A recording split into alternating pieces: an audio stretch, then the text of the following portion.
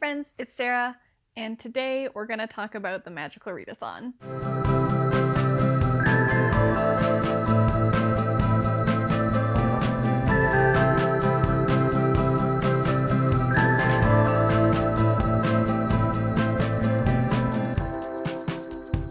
So in April, it was the Magical Readathon hosted by G of Book Roast, and I made a TBR video talking about my career that I chose as an alchemist and all the books I wanted to read. And then I said, I'm a mood reader and I'm not great at sticking to TBRs. Which is true! So today we're going to find out if I managed to actually read all the books I was supposed to, because the alchemist career is one of the ones that had the most books that you had to read to complete it. And then we're also going to find out if I stuck to my TBR at all, because once I have rules in place, I'm like, no! As you can see, I got a haircut, chopped off all the hair because it's too long and every time I do anything it gets caught in stuff. And we're just in time for summer, so now I have new small hair. Anyways, moving on to the thing you're actually here for, which is the books. So we're going to start by talking about the core courses that I had to complete in order to pass the Spring Equinox semester of the Alchemist career path. And then we're going to talk about the side quests afterwards, which were like fun little adventures that G posted on Twitter and on Discord where you could get points and stuff. But we'll get into that later in the video. So for the first little bit, the core courses I had to take, there were 10 of them, and I talked about them in my TBR video. You can go watch that. But I'll also give the quick rundown in this video too. So the first class I had to take was Alchemy, which was to read a book that featured romance. And for that, I ended up reading Love Radio by Ebony LaDelle. So I actually talked about this book in my last video, I believe. The first video in May, I talked about this book. But it's basically a YA contemporary romance with 2 black leads and just like a really lovely music-centered romance, and I gave it 4 stars on Goodreads. This was in my TBR video, but it was not for this prompt, it was for another prompt, so I'm gonna give myself like 0.5 marks because it was a book I intended to read in April, it just was for a different prompt. The next class was Animal Studies, which was just a quick read, and for that I read the graphic novel Squire by Sara Alfageeh. And I also gave that one 4 stars. It follows a young girl in this fantasy world as she tries to join this like military group and become a squire to then become a knight. And the art style was really great. So that one was not on my TBR list. It was just one that I had come in from the library for me. And the graphic novel is always a super quick read. So that was perfect. The next class is Artificery, which is to read a book with an earth setting. And for that one, I read Heartstopper Volume 4. As y'all know, probably the Heartstopper Netflix series came out recently, and I had put the 4th volume of the Heartstopper series on hold at the library. It came in like just in the nick of time, so I could read that before watching the series. I gave it 5 stars. That graphic novel series is just so incredibly sweet, and I really love it a lot. And it's set on the planet Earth, so it fit the prompt. It was not the book that I had intended to read for that prompt, but we're starting to see a theme. So next up is Astronomy, which was to read a book at the top of your TBR.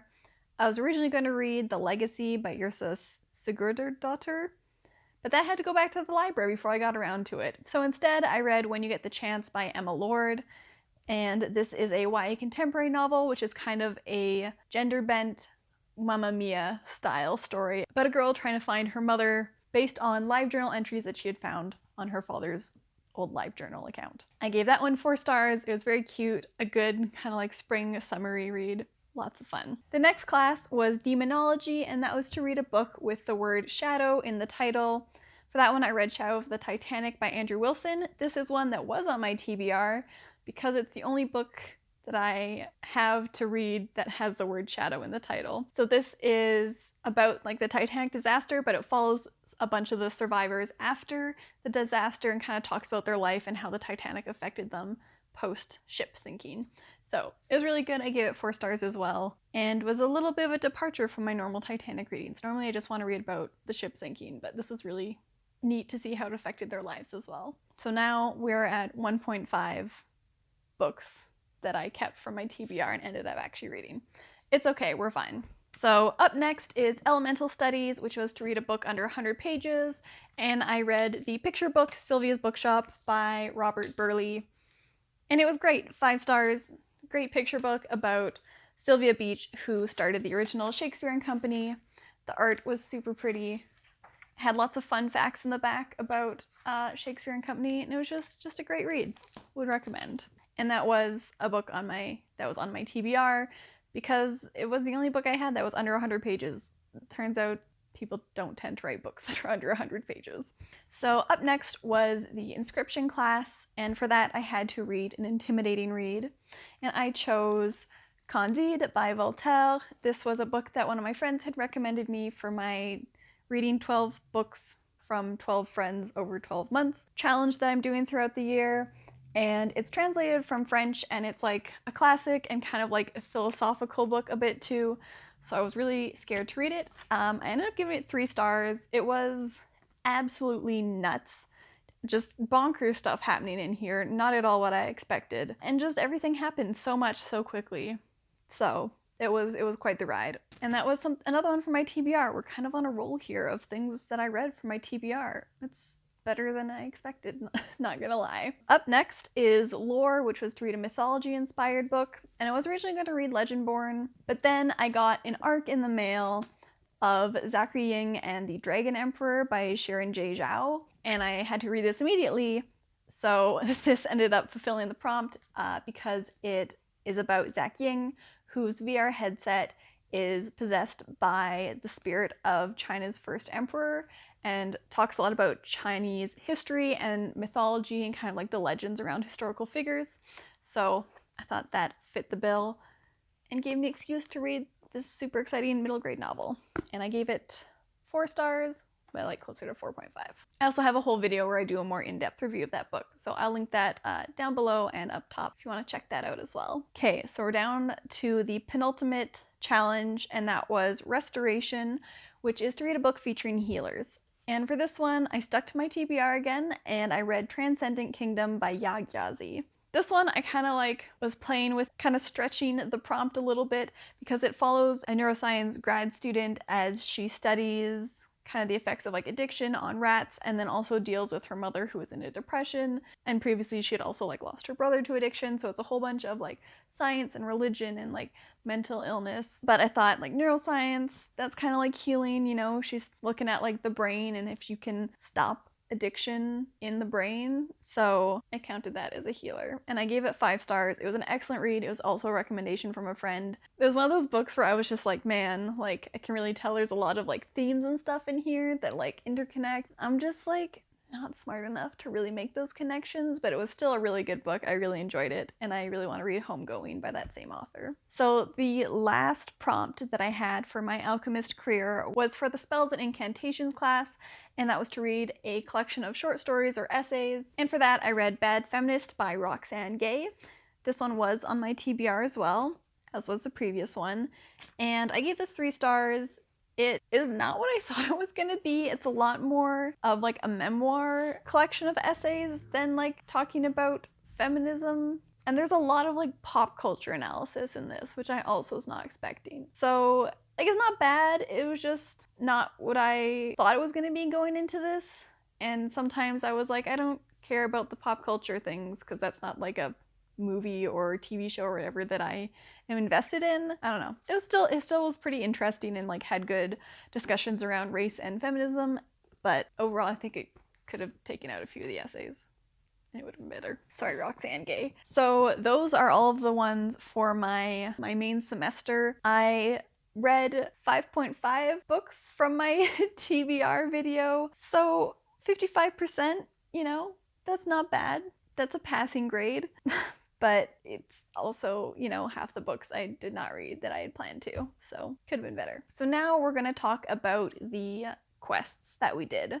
So G would post these quests, and sometimes they were for people who had chosen a specific career path, and sometimes they were limited to the number of people who could claim them, and sometimes it was just like free for all, anyone can do it, any number of people, doesn't matter. But basically it would be some sort of like small little, it was like a side quest. It'd be like, oh, someone lost their notebook and needs like someone to lend notes to them, and then there would be another prompt for a different book you would have to read, and then you would get guild points. And guild points are for this little tracker thing. So the more guild points you get, the like higher up in your guild you are, and then you get certain like abilities during the readathons as you level up. So for example, I'm currently at the assistant level, which means that once per readathon I'm allowed to count a DNF as a book that I read for a prompt.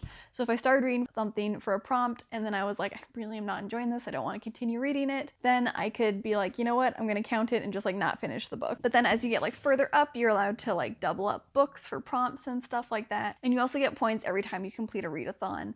You get automatically 50 points.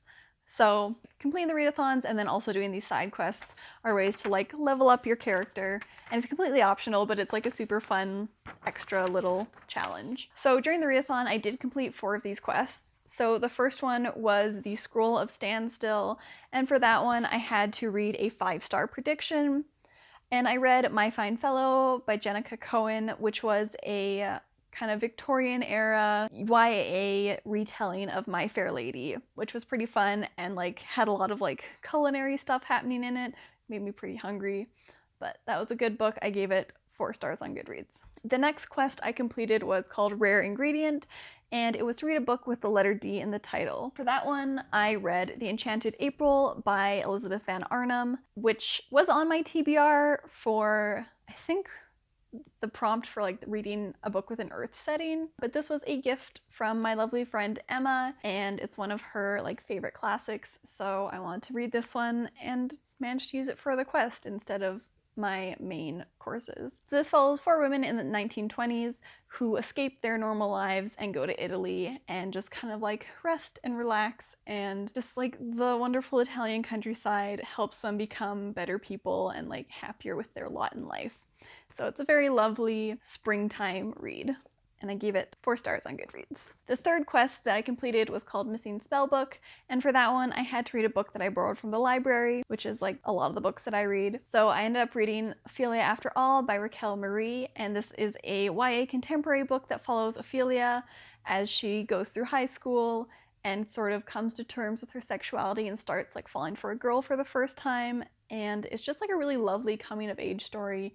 I really enjoyed it a lot. It kind of gave me a little bit of like Aristotle and Dante vibes, and I gave it, I think, 4.5 stars on Goodreads too. The last quest I completed was called Help, and I had to steal a book from someone else's TBR for this one. So I ended up getting an arc of The It Girl by Ruth Ware from work, and my mother loves Ruth Ware, and I've read a few of her books too, and I really enjoyed them. So I consider this stealing from my mom's TBR, because when she heard this book was coming out, she was like, oh my god, I need to read it immediately.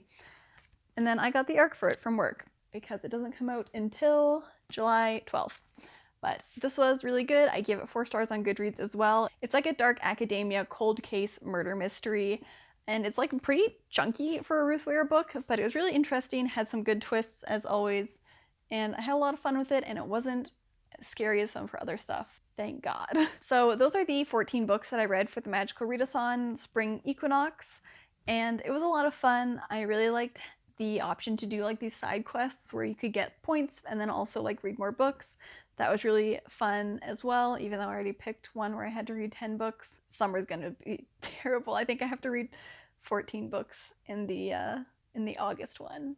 Stay tuned for that. I might just have a meltdown. It's fine. We're okay. But let me know if you participated in the Magical Readathon. I think it's so fun. It's such a good readathon. The lore is like so good. G does such an amazing job with all of the content that she creates for it. She does like a 24-hour readathon, which I sadly cannot participate in because I was working, but it's just great. I would highly recommend joining if you haven't already. But thank you so much for watching this video, and I hope that I see you next time.